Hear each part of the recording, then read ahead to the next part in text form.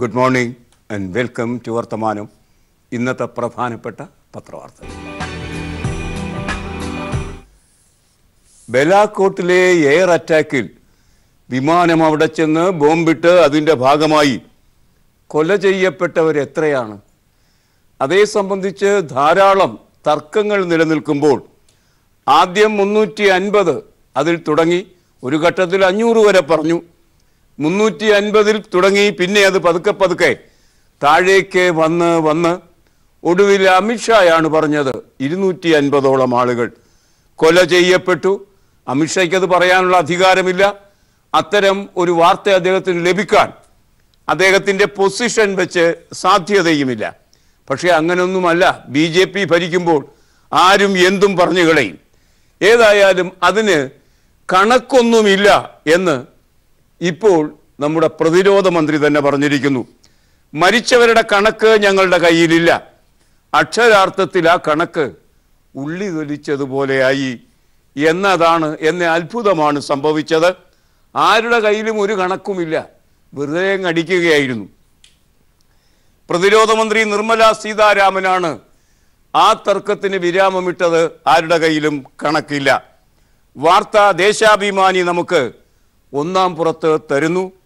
ബാലാക്കോട്ട് മരണസംഖ്യ അമിത്ഷായെ തള്ളി പ്രതിരോധ മന്ത്രി. അമിത്ഷായുടെ പ്രസ്താവന രാജ്യാന്തര തലത്തിൽ വരെ ഇന്ത്യയെ സമ്മർദ്ദത്തിലാക്കിയ സാഹചര്യത്തിൽ പ്രതിരോധ മന്ത്രി പ്രതികരിച്ചു. എത്ര പേർ മരിച്ചെന്ന് വരും ദിവസങ്ങളിൽ അറിയാമെന്ന് ആഭ്യന്തരമന്ത്രി രാജ്നാഥ് സിംഗ്. അപ്പോഴാരുടെ കയ്യിലും കണക്കില്ല. പാകിസ്ഥാനിലെ ബലാക്കോട്ട് ഇന്ത്യ നടത്തിയ വ്യോമാക്രമണത്തിൽ 250 ഭീകരർ കൊല്ലപ്പെട്ടെന്ന BJP അധ്യക്ഷൻ അമിത്ഷായുടെ പ്രസ്താവന തള്ളി പ്രതിരോധ മന്ത്രി നിർമ്മല സീതാരാമൻ. ഇക്കാര്യത്തിൽ വിദേശകാര്യ സെക്രട്ടറി നടത്തിയ പ്രസ്താവനയാണ് സർക്കാരിൻ്റെ നിലപാട് എന്ന് മന്ത്രി പറഞ്ഞു. വിദേശ സെക്രട്ടറി കൊല്ലപ്പെട്ടവരുടെ എണ്ണം പറഞ്ഞിട്ടില്ല. നാട്ടുകാർ ആരും കൊല്ലപ്പെട്ടിട്ടില്ലെന്ന് ഉറപ്പാക്കിയിട്ടുണ്ട്. ആക്രമണം നടന്ന സ്ഥലത്തിൻ്റെ ഉപഗ്രഹ ദൃശ്യങ്ങൾ പുറത്തു വിടുമോ എന്ന ചോദ്യത്തോട് ഇപ്പോൾ അത് പറയാൻ കഴിയില്ല എന്ന് മന്ത്രി പ്രതികരിച്ചു. ഞായറാഴ്ച അഹമ്മദാബാദിലാണ് മന്ത്രി അതേ സംബന്ധിച്ച് പ്രസ്താവന നടത്തിയത്. 300 മൊബൈൽ ഫോണുകൾ ആക്രമണത്തിന് തൊട്ടു മുമ്പ് അവിടെ സജീവമായിരുന്നു.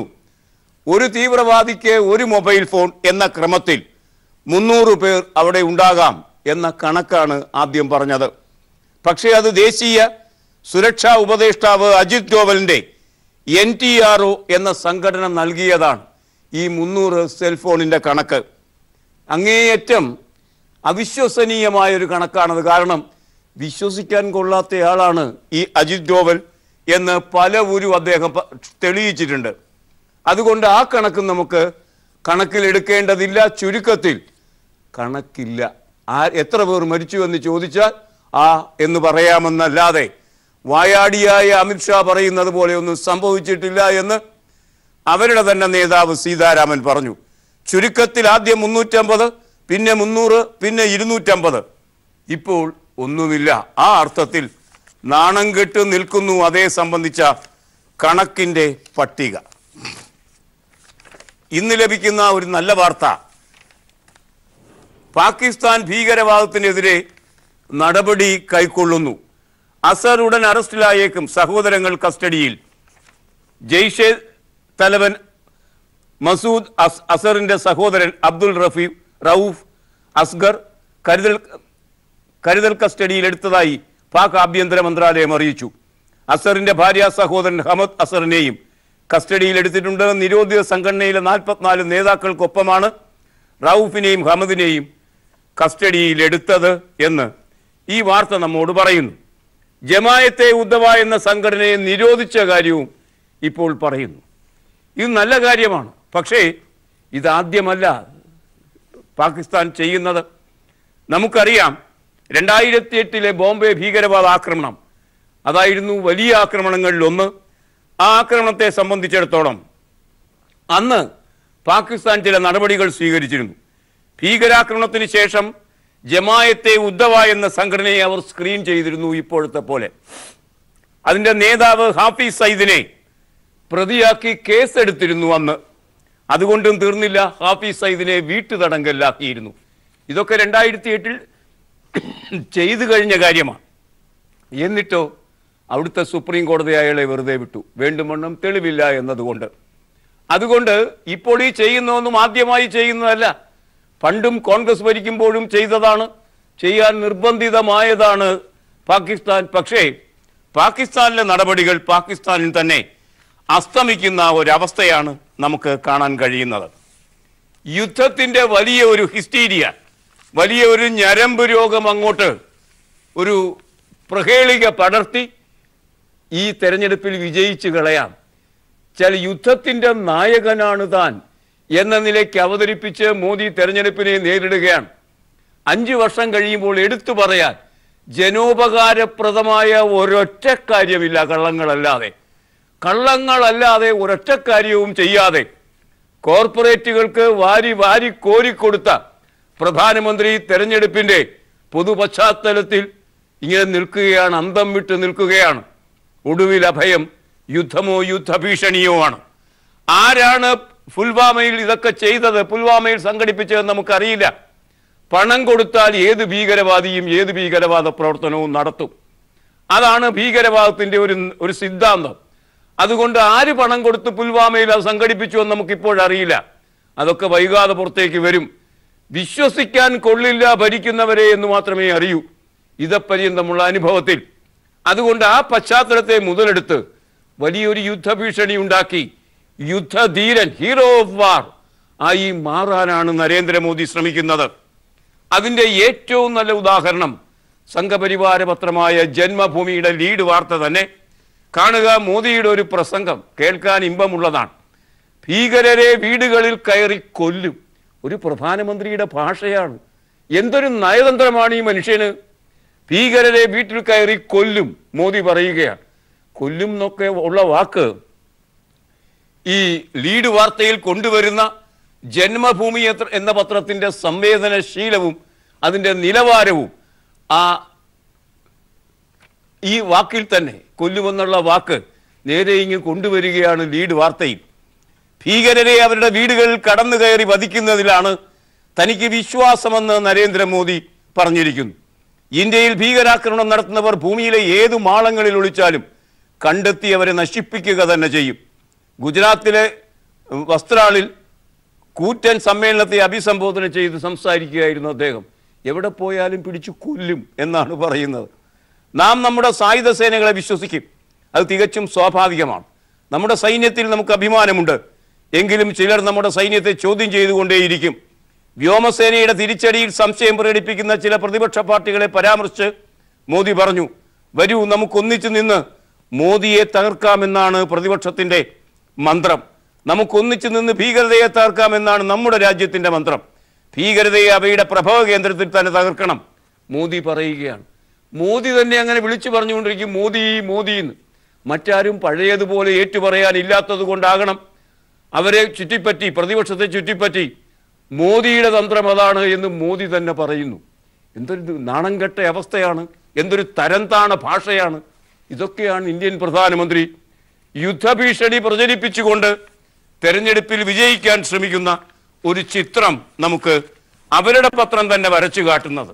കാരണം ഇതൊക്കെ പറഞ്ഞാൽ അത് കെങ്കേമമാകും എന്ന തെറ്റിദ്ധാരണയിലാണ് ജന്മഭൂമി ഈ നിലവാരത്തിലുള്ള കാര്യങ്ങൾ അവതരിപ്പിക്കുന്നത് എന്ന് എപ്പോഴാണ് അവർക്ക് മനസ്സിലാക്കാനാവുക? തെരഞ്ഞെടുപ്പിൻ്റെ അന്തരീക്ഷം കേരളത്തിലും എത്തിക്കഴിഞ്ഞിരിക്കുന്നു. തെരഞ്ഞെടുപ്പ് പ്രഖ്യാപിക്കുന്നത് നീട്ടിക്കൊണ്ടു പോവുകയാണ്. കഴിഞ്ഞ വർഷം നമുക്കറിയാവുന്നതുമാതിരി മാർച്ച് 5-ാം തീയതിയാണ് തെരഞ്ഞെടുപ്പിൻ്റെ ഷെഡ്യൂൾ വന്നത് എങ്കിൽ അത് 8-ാം തീയതിയോ 9-ാം തീയതിയോ ഒക്കെ ആകും. കാരണം 8-ാം തീയതി വരെ മോദിക്ക് അദ്ദേഹത്തിൻ്റെ ഉദ്ഘാടന പ്രചരണ പരിപാടികളുണ്ട്. നേരത്തെ പറഞ്ഞതുമാതിരി ഇന്ത്യയുടെ വിവിധ ഭാഗങ്ങളിൽ കൊല്ലും എന്ന് പറഞ്ഞ് പ്രസംഗിക്കേണ്ടതായുണ്ട്. അത് തീരുമാനിക്കപ്പെട്ടതാണ്.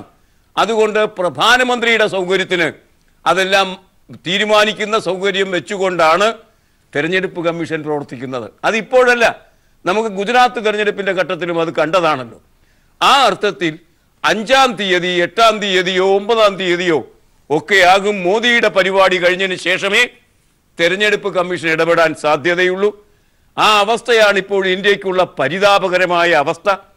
അതുകൊണ്ട് തെരഞ്ഞെടുപ്പ് പ്രഖ്യാപനം തെരഞ്ഞെടുപ്പ് കമ്മീഷൻ എപ്പോഴാണ് നടത്തുക? അത് 8-ാം തീയതിയോ 9-ാം തീയതിയോ ആകും. അതിനുശേഷം വലിയ പ്രചരണ കോശത്തിനൊന്നും സാധ്യതയില്ല.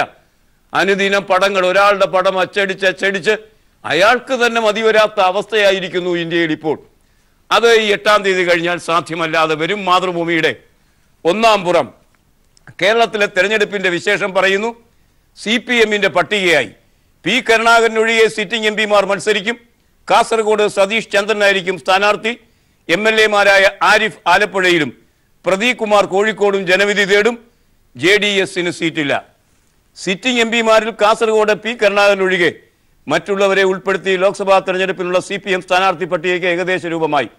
MLA-മാരായ പ്രദീപ് കുമാർ കോഴിക്കോടും AM ആരിഫ് ആലപ്പുഴയിലും മത്സരിക്കും. ചൊവ്വാഴ്ചത്തെ CPM സംസ്ഥാന സെക്രട്ടേറിയറ്റ് യോഗത്തിലാണ് ഈ കാര്യത്തിൽ തീരുമാനമുണ്ടായത്. പത്തനംതിട്ടയിൽ നിന്ന് വീണ ജോർജ് മത്സര രംഗത്ത് വരും. കോട്ടയത്ത് സിന്ധു മോൾ ജേക്കബ് വരും. അങ്ങനെ സ്ത്രീ പ്രാതിനിധ്യം കഴിഞ്ഞ തവണത്തേക്കാൾ കൂടാനുള്ള സാധ്യതയും നമുക്ക് തള്ളിക്കളയാനാവില്ല. വെള്ളിയാഴ്ച ഇടതുമുന്നണി യോഗം ചേർന്ന് സ്ഥാനാർത്ഥി പട്ടിക അംഗീകരിക്കും. അപ്പോഴേ അതിൻ്റെ അവസാന ഘട്ടം എന്തെന്ന് നമുക്ക് തിരിച്ചറിയാനാവുകയുള്ളൂ. ദില്ലിയിൽ ആം ആദ്മി പാർട്ടി തന്നെയാണ് മത്സര രംഗത്ത് മുന്നിൽ. അവിടെ കോൺഗ്രസുമായി സഖ്യത്തിന് അവർ തയ്യാറായിരുന്നു. രാഹുൽ ഗാന്ധിയുടെ ആഭിമുഖ്യത്തിലുള്ള പ്രതിപക്ഷ പാർട്ടികളുടെ 21 നേതാക്കളിൽ പ്രഥമഗണനീയനായ നേതാവാണ് നമുക്കറിയാവുന്നത് മാതിരി അരവിന്ദ് കെജ്രിവാൾ. പക്ഷേ ദില്ലിയിൽ ഐക്യമില്ല കോൺഗ്രസുമായി. കാരണം ഷീലാ ദീക്ഷിത്തിന് അങ്ങനെ അങ്ങോട്ട് പിടിക്കുന്നില്ല അരവിന്ദ് കെജ്രിവാളിനെ. അത്രയേ ഉള്ളൂ കോൺഗ്രസിന്റെ രാഷ്ട്രീയം. ദില്ലിയിൽ ഷീല ഉടക്കി രാഹുൽ ഇടപെട്ടിട്ടും ആപ്പിന് കൈകൊടുക്കില്ല. ജിനേഷ് പുനത്ത് മംഗളത്ത് വാർത്ത ദില്ലിയിൽ നിന്ന് റിപ്പോർട്ട് ചെയ്യുന്നു. കോൺഗ്രസ് അധ്യക്ഷൻ രാഹുൽ ഗാന്ധി ഇടപെട്ടിട്ടും ദില്ലിയിൽ ആം ആദ്മി പാർട്ടിയുമായി ലോക്സഭാ തെരഞ്ഞെടുപ്പിൽ സഖ്യം വേണ്ടെന്ന നിലപാടിൽ ഉറച്ച് DCC നേതൃത്വം. രാഹുൽ ഗാന്ധി പറഞ്ഞു, പക്ഷേ അത് കേൾക്കാൻ തയ്യാറായില്ല ബാക്കിയുള്ളവർ എന്നാണ് ഈ വാർത്ത നമ്മോട് പറയുന്നത്. കർഷക ആത്മഹത്യയെ മുൻനിർത്തി ഇന്നലെ ഈ പങ്ക്തിയിൽ പറഞ്ഞതുമാതിരി പ്രത്യേക മന്ത്രിസഭാ യോഗം കൂടുകയുണ്ടായി ഇന്നലെ. അതേ സംബന്ധിച്ച് മാനുഷികമായ പരിഗണനയുടെ അടിസ്ഥാനത്തിലുള്ള തീരുമാനങ്ങൾ വന്നിരിക്കുന്നു. ആ വാർത്ത മലയാള മനോരമ ലീഡ് വാർത്തയാക്കിയിരിക്കുന്നു. നമുക്ക് ആ വാർത്തയുടെ വിശദാംശങ്ങളിലേക്ക് പോകാം ഒരു ചെറിയ പരസ്യ ഇടവേളയ്ക്ക് ശേഷം. മലയാള മനോരമയുടെ ലീഡ് വാർത്ത ഇങ്ങനെ: കർഷക കടാശ്വാസ സമയപരിധി നീട്ടി. ഈ കൊല്ലം ജപ്തിയില്ല. ഡിസംബർ 31-ാം തീയതി വരെ അത് നീട്ടിയിരിക്കുന്നതിനാൽ ജപ്തിയില്ല. അതിനെ മുൻനിർത്തി കർഷക ആത്മഹത്യകൾ ഇനി ഉണ്ടാവുകയുമില്ല. കടക്കെണിയിൽപ്പെട്ടാൽ 2 ലക്ഷം രൂപ വരെ എഴുതി തള്ളും. വാർത്തയുടെ വിശദാംശങ്ങൾ ഇപ്രകാരം: കർഷക ആത്മഹത്യകളുടെ പശ്ചാത്തലത്തിൽ കാർഷിക കടാശ്വാസ സമയപരിധി നീട്ടാനും കർഷകരെടുത്ത എല്ലാ വായ്പകളുടെയും ജപ്തി നടപടികൾക്കുള്ള മൊറട്ടോറിയം ഡിസംബർ 31 വരെ ദീർഘിപ്പിക്കാനും സംസ്ഥാന മന്ത്രിസഭാ തീരുമാനം. കാർഷിക കടാശ്വാസ നിയമപ്രകാരം കർഷക കടങ്ങൾ എഴുതിത്തള്ളുന്നതിനുള്ള പരിധി 1 ലക്ഷം രൂപയിൽ നിന്ന് 2 ലക്ഷമാക്കി. കടക്കെണിയിൽ പെടുന്നവരുടെ വിശദാംശങ്ങൾ കടാശ്വാസ കമ്മീഷൻ പരിശോധിക്കും. ബാധ്യതയിൽ 2 ലക്ഷം രൂപ വരെ എഴുതിത്തള്ളാൻ വായ്പ അനുവദിച്ച സഹകരണ സ്ഥാപനത്തോട് നിർദ്ദേശിക്കാം. ഈ തുക സർക്കാർ നൽകും. ഇടുക്കി, വയനാട് ജില്ലകളിലെ കൃഷിക്കാരുടെ 2018 ഓഗസ്റ്റ് 31 വരെയുള്ള വായ്പകൾക്ക് ആനുകൂല്യം കിട്ടും.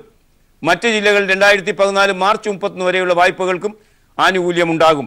വയനാട് ജില്ലയിൽ 2014 മാർച്ച് 31 വരെയുള്ള കൃഷി വായ്പകൾക്കും മറ്റ് ജില്ലകൾ 2011 ഒക്ടോബർ 31 വരെയുള്ളവയ്ക്കുമാണ് നിലവിൽ ആനുകൂല്യം നൽകുന്നത് എന്ന് ഈ വാർത്ത നമ്മോട് പറയുന്നു. അത് കൃഷിക്കാരെ സംബന്ധിച്ചിടത്തോളം, പ്രത്യേകിച്ച് ഇടുക്കിയിലെ കൃഷിക്കാരെ സംബന്ധിച്ചിടത്തോളം വലിയ ഒരാശ്വാസമായി തന്നെ മാറും. കേരളത്തിൻ്റെ പുനഃസംഘാടനം, പുനഃപണിയൽ, അതുമായി ബന്ധിപ്പിച്ച് ലോകബാങ്കിൻ്റെ വായ്പ, ലോകബാങ്കാണ് അത് 25,000 കോടി രൂപയുടെ നഷ്ടം ഉണ്ടായിരിക്കുന്നു എന്ന് പറഞ്ഞത്. റീബിൽഡ് കേരള 3,500 കോടി ലോകബാങ്ക് വായ്പ വരും.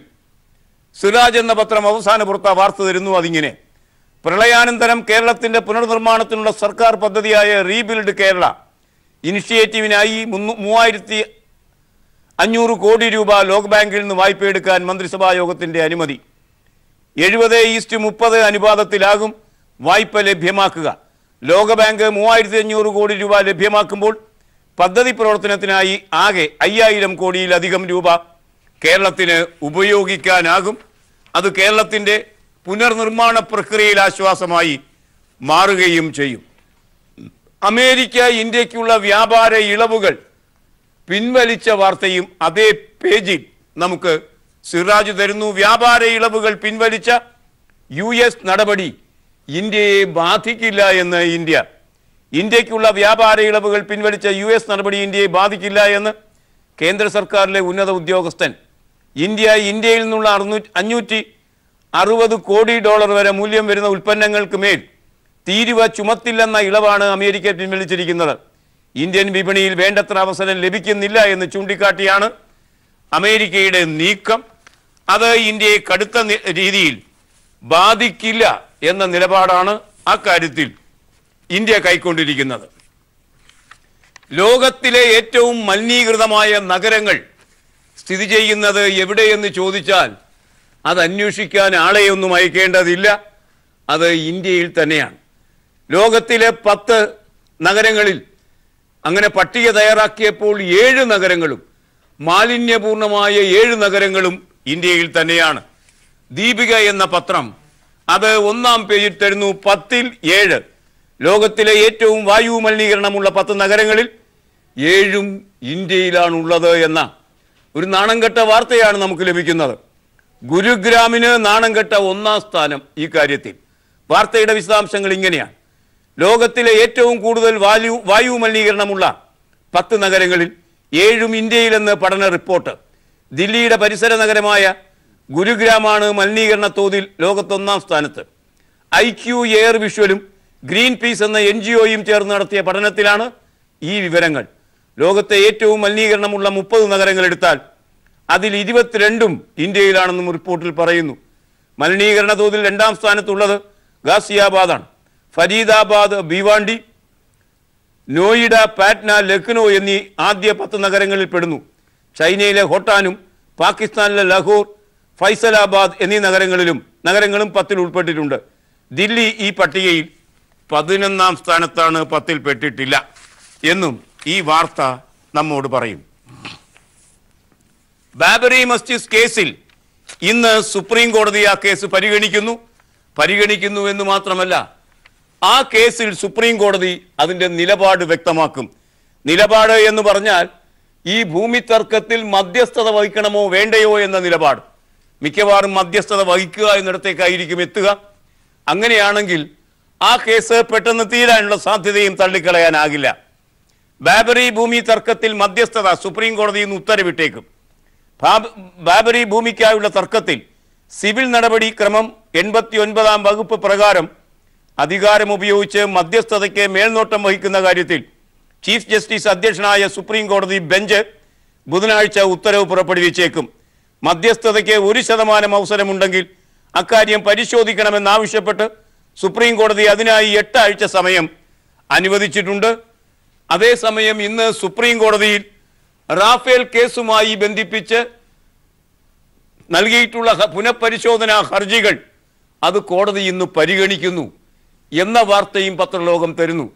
അതുകൊണ്ട് റാഫേലിന്റെ കേസ് പരിഗണിക്കുന്നു ഇന്ന് എന്നതുകൊണ്ട് കോടതി വാർത്തയ്ക്കായി ആളുകൾ ഇന്ന് കാതോർത്തിരിക്കാൻ സാധ്യതയുണ്ട്. അതുമാത്രമല്ല, ഇന്ന് ഹിന്ദുവിന്റെ 1-ാം പുറത്ത് എൻ റാം റാഫേലിന്റെ ഡീലുമായി ബന്ധിപ്പിച്ച് അദ്ദേഹത്തിന്റെ തുടർ ലേഖനത്തിന്റെ ഭാഗമായി ഒരു ലേഖനം 1-ാം പേജിൽ തന്നെ നമുക്ക് തരുന്നുണ്ട്. ആ ലേഖനത്തിൽ എങ്ങനെയാണ് നമ്മുടെ വാങ്ങൽ കഴിവ് അല്ലെങ്കിൽ നമ്മുടെ പേശൽ കഴിവ്, നെഗോഷിയേഷന്റെ കഴിവ് എങ്ങനെയാണ് ദുർബലമായത് എന്നും അത് ഫ്രാൻസിന് എങ്ങനെയാണ് അനുഗുണമായി മാറിയത് എന്നും ഒക്കെയുള്ള വിശദാംശങ്ങളാണ് അദ്ദേഹം തന്നിരിക്കുന്നത്. അക്കാര്യത്തിൽ മറ്റൊരു കാര്യം കൂടി പറയാനുള്ളത്, വിമാനത്തിന്റെ വിലയും അതിൽ ലോഡ് ചെയ്തിരിക്കുന്ന അനുബന്ധ ഘടകങ്ങളുടെ വിലയും വേറെയായി ഇന്ന് റാം തരുന്നു. അതാണ് തരാൻ പറ്റില്ല, വലിയ രഹസ്യമാണ് എന്നൊക്കെ നമ്മുടെ കേന്ദ്ര സർക്കാർ പറഞ്ഞുകൊണ്ടിരുന്നത്. അത് റാം പുല്ലുപോലെ നമുക്കിന്ന് തന്നിരിക്കുകയും ചെയ്യുന്നു. അതേ ദിവസം തന്നെയാണ് റഫേലിനെ സംബന്ധിച്ച പുനഃപരിശോധനാ ഹർജിയും കേൾക്കപ്പെടുന്നത് എന്നതുകൊണ്ട് ഗൗരവതരമായ വാർത്തയ്ക്ക് വേണ്ടി ഇന്ന് സുപ്രീം കോടതിയിൽ നിന്ന് നമുക്ക് കാതോർത്തിരിക്കേണ്ടതുണ്ട് എന്നാണ് തോന്നുന്നത്. ഇനി ഇന്നത്തെ മുഖ ലേഖനങ്ങൾ, അതിനു മുമ്പ് മറ്റൊരു ചെറിയ പരസ്യ ഇടവേള കൂടി. ഇന്ത്യ പാകിസ്ഥാൻ അതിർത്തിയിൽ യുദ്ധസമാനമായ ഒരു സാഹചര്യം നിലനിൽക്കുന്നുണ്ട്. പൂർണ്ണമായ യുദ്ധത്തിലേക്ക് അത് പോകാൻ ഇടയില്ല. പക്ഷേ ഇന്ത്യയിൽ തെരഞ്ഞെടുപ്പിൻ്റെ ഒരു അന്തരീക്ഷം നിലനിൽക്കുമ്പോൾ ഇന്ത്യൻ പ്രധാനമന്ത്രി തന്നെ യുദ്ധത്തിൽ കൊല്ലും, പിടിക്കും, തടവിൽ പിടിക്കും, അടിച്ചോടിക്കും തുടങ്ങിയ വാക്കുകൾ ഉപയോഗിച്ച് എല്ലായിടത്തും പ്രസംഗിച്ച് നടക്കുകയാണ്. വലിയ വായിലെ പ്രസംഗിച്ച് നടക്കുകയാണ്. യുദ്ധത്തെ ഒരു ജ്വരമാക്കി മാറ്റാൻ ശ്രമിക്കുകയാണ്. ആ ജ്വരത്തിൽ ആളുകളുടെ മനോഗതി മാറ്റിയെടുക്കാം, തനിക്ക് അനുകൂലമാക്കാം എന്ന് സ്വയം ഒരു യുദ്ധ ഹീറോയായി അവതരിപ്പിച്ചുകൊണ്ട്, ഒരു വാർ ഹീറോയായി അവതരിപ്പിച്ചുകൊണ്ട് പ്രധാനമന്ത്രി ശ്രമിക്കുമ്പോൾ ഇന്ന് മാധ്യമം എന്ന പത്രം അതിൻ്റെ എഡിറ്റ് പേജിൽ ലേഖനം തരുന്നു. ലേഖനം എഴുതിയിരിക്കുന്നത് ശിവ വിശ്വനാഥൻ എന്ന സാമൂഹിക ശാസ്ത്രജ്ഞനും ജിൻഡാൽ ഗ്ലോബൽ ലോ സ്കൂളിൽ പ്രൊഫസറുമായ ലേഖകനാണ്. എപ്രകാരമാണ് അദ്ദേഹം ഈ യുദ്ധ സാഹചര്യത്തെ നോക്കിക്കാണുന്നത്, എപ്രകാരമാണ് വെറുപ്പിൻ്റെ സിദ്ധാന്തം ഇത് ഉൽപ്പാദിപ്പിക്കുന്നത് നോക്കിക്കാണുന്നത്. സമാധാനമാണ് നാഗരികത എന്ന ശീർഷകത്തിലാണ് ആ ലേഖനം മാധ്യമം നമുക്കിന്ന് തരുന്നത്. എതിരഭിപ്രായങ്ങൾ സ്വാഗതം ചെയ്യപ്പെടാത്ത ഒരു കാലത്തെ വിയോജനക്കുറിപ്പാണിത്. പാകിസ്ഥാനിലെ ഭീകര ക്യാമ്പുകളിൽ ഇന്ത്യ ബോംബിട്ട പശ്ചാത്തലത്തിൽ പുൽവാമ സിൻഡ്രത്തെ നോക്കിക്കാണാനുള്ള ശ്രമം. പാകിസ്ഥാന് നമ്മൾ ഉചിതമായ മറുപടി നൽകിയെന്നും അതിന് കെൽപ്പുള്ളവരാണ് നമ്മളെന്നുമുള്ള ചിന്ത അന്തരീക്ഷത്തിൽ നിറഞ്ഞു. പത്രങ്ങൾ ഒറ്റക്കെട്ടായി സർക്കാരിനെ പിന്തുണയ്ക്കുകയും അഭിനേതാക്കൾ മുതൽ ക്രിക്കറ്റ് കളിക്കാർ വരെയുള്ള പൗരന്മാർ അവരുടെ വിശ്വസ്തത രേഖപ്പെടുത്തുകയും അക്ഷരാർത്ഥത്തിൽ സർക്കാരിന് സർട്ടിഫിക്കറ്റുകൾ നൽകുകയും ചെയ്തു. ഇതെല്ലാം കാണുമ്പോൾ ഇന്ത്യ ആഘോഷിക്കുന്ന ഈ നിമിഷങ്ങൾ പ്രതിഷ്ഠിക്കപ്പെടേണ്ടിയിരുന്നത് മറ്റേതോ സന്ദർഭത്തിലാണെന്ന ചിന്ത എന്നെ അഗാധമായി ബാധിക്കുന്നു. യുദ്ധം ആഘോഷ വസ്തുവായി മാറുന്നു ഇന്ത്യയിൽ. അത്ഭുതകരമായ ഒരു ഐക്യം ഇവിടെ ദൃശ്യമാകുന്നുണ്ട്. ഈ ഐക്യബോധം വിയോജിപ്പുകളെ പൊറുപ്പിക്കില്ല. ജനങ്ങൾ കൂറിനെ അക്ഷരാർത്ഥത്തിൽ എടുക്കുകയും വെകിളി പിടിക്കുകയും ചെയ്യുന്നു.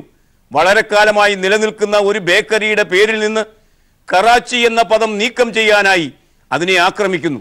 ഓരോരുത്തരും കൂറ് തെളിയിക്കാൻ കിണഞ്ഞു ശ്രമിക്കുമ്പോൾ യുദ്ധം ഒരു സുവിശേഷ പ്രചരണം പോലെ ആകുന്നു. അവിടെ സംശയവും വിയോജിപ്പും അസാധ്യമാണ്. യുക്തിഭദ്രത അപൂർവമാണ്.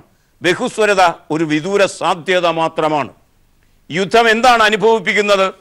ഇന്ത്യക്കാർ എന്ത് യുദ്ധം കണ്ടു? നമ്മുടെ സ്വാതന്ത്ര്യ സമരം പോലും വാർ ഓഫ് ഇൻഡിപെൻഡൻസ് ആയിരുന്നില്ല. ആ അർത്ഥത്തിൽ യുദ്ധം കണ്ട ജനതയല്ല നാം. യുദ്ധത്തോട് സമാധാനം എന്ന ആയുധം കൊണ്ട് അതിനെ നേരിട്ടവരാണ് നാം. യൂറോപ്പിനെ പോലെയോ ഏഷ്യയിലെ പോലെയോ അഫ്ഗാനിസ്ഥാൻ, വിയറ്റ്നാം എന്നീ രാജ്യങ്ങളെ പോലെയോ ഇന്ത്യക്ക് ഒരു രാജ്യമെന്ന നിലയിൽ യുദ്ധം സമഗ്രതയിൽ അനുഭവിക്കേണ്ടി വന്നിട്ടില്ല. ഇന്ത്യയെ സംബന്ധിച്ചിടത്തോളം യുദ്ധം എന്നത് അതിർത്തിയിലെ കാര്യം മാത്രമായിരുന്നു. രണ്ടാം ലോകയുദ്ധം ജർമ്മനിയെയും റഷ്യയെയും തരിപ്പണമാക്കിയതുപോലെ ഒരു യുദ്ധവും നമ്മുടെ ജീവിതത്തെ ബാധിച്ചിട്ടില്ല. അത് വളരെ ചെറിയ ഒരു ജനസഞ്ചയത്തെ മാത്രം ബാധിക്കുന്ന ഒരു ആഘാതമാണ്. യുദ്ധം നേരിട്ട് അനുഭവിക്കുന്ന ജനങ്ങളിൽ നിന്ന് വ്യത്യസ്തമായി യുദ്ധം ഇന്ത്യയിലെ ബഹുഭൂരിപക്ഷം ആളുകൾക്കും ക്രിക്കറ്റ് പോലെ അനുഭവിക്കുന്ന ഒരു കാര്യമാണ്. എന്നാൽ ഈ സമയത്ത് വിയോജിപ്പ് എന്നാൽ ഒരേ സമയം നിലനിൽപ്പിൻ്റെയും ക്രിയാത്മകമായ ശ്രദ്ധയുടെയും പ്രകാശനമാണ്. ബുദ്ധൻ, നാനാക്ക്, കബീർ, ഗാഫർ ഖാൻ, ഗാന്ധി എന്നിവരാൽ പ്രചോദിതമായ സമാധാനത്തെക്കുറിച്ചുള്ള ഏറ്റവും സർഗാത്മകമായ കാഴ്ചപ്പാടുകൾ ലോകത്തിന് നൽകിയ ഒരു സംസ്കൃതിയാണ് ഇന്ത്യ എന്ന് നാം മനസ്സിലാക്കണം. നരേന്ദ്രമോദിക്ക് മനസ്സിലാകാതെ പോയ കാര്യമാണ് ശിവവിശ്വനാഥൻ അദ്ദേഹത്തെ ബോധ്യപ്പെടുത്താൻ ശ്രമിക്കുന്നത്. വിയോജിപ്പാണ് നിലനിൽപ്പ്, വിയോജിക്കുക എന്നതാണ് പ്രധാനം. നമ്മുടെ സഹപൗരന്മാരോട് സംവേദിക്കുമ്പോൾ നമ്മുടെ സ്വദേശി സ്വരാജ് ബോധം എത്ര മഹത്താണ് എന്ന് ഗാന്ധിയൻ രീതിയിൽ പ്രകടമാക്കേണ്ടതുണ്ട്. വരണ്ട ദേശസ്നേഹത്തിന് ഇല്ലാത്ത ഉത്തരവാദിത്വങ്ങൾ സമാധാനത്തിനുണ്ട്. എങ്കിലും നമ്മുടെ നിലനിൽപ്പിൻ്റെ നൈതികതയെക്കുറിച്ച് സംശയാലുക്കളായവരെ തിരുത്താൻ സംഭാഷണങ്ങളിലും വാദപ്രതിവാദങ്ങളിലും ഏർപ്പെടാൻ വിധിക്കപ്പെട്ടവരാണ് നാം. യുദ്ധമെന്ന ആശയത്തിന് പുറമെ വെമ്പിക്കുതിച്ച് നരേന്ദ്രമോദിയുടെ വാക്കുകളാൽ ആകൃഷ്ടമായിക്കൊണ്ടിരിക്കുന്ന അപകടകരമായ ഒരു പരിസ്ഥിതി നിലനിൽക്കുമ്പോൾ ശിവവിശ്വനാഥൻ്റെ ഈ ലേഖനം അങ്ങേയറ്റം അന്വർത്ഥമാണ്. മാധ്യമം ആ ലേഖനം തന്നിരിക്കുന്നത് അങ്ങേയറ്റം ഉചിത ഭംഗി നിറഞ്ഞതുമാണ്. ഈ ലേഖനം മനോഹരമായി മലയാളത്തിലേക്ക് പരിഭാഷപ്പെടുത്തിയിരിക്കുന്നത് PN വിജയകുമാറുമാണ്. ഇനി ഇന്നത്തെ ചിത്രം.